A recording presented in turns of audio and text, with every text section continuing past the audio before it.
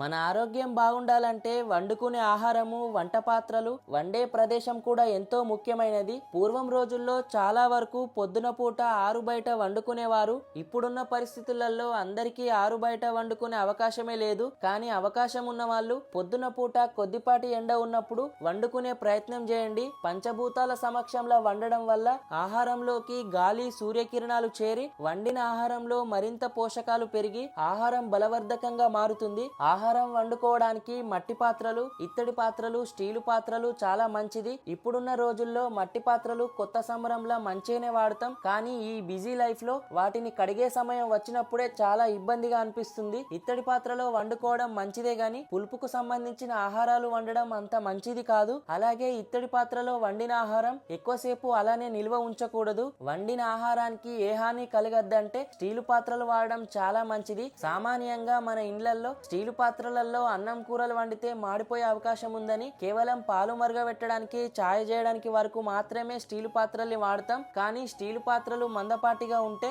అన్నం కూరలు కూడా వండుకోవచ్చు. అల్యూమినియం పాత్రలకి బదులుగా స్టీలు పాత్రలు వాడడం చాలా మంచిది. కొన్ని డబ్బులు ఎక్కువైనా సరే మంచి మందపాటి స్టెయిన్లెస్ స్టీల్ వంట పాత్రలు చూస్తున్న వారికి the Indus valley cookware best గా చెప్పవచ్చు. ఎవరికైనా స్టెయిన్లెస్ స్టీల్ కుక్వేర్ కావాలంటే ది ఇండస్ వ్యాలీ వెబ్సైట్ ని విజిట్ చేయండి. Thank you for watching.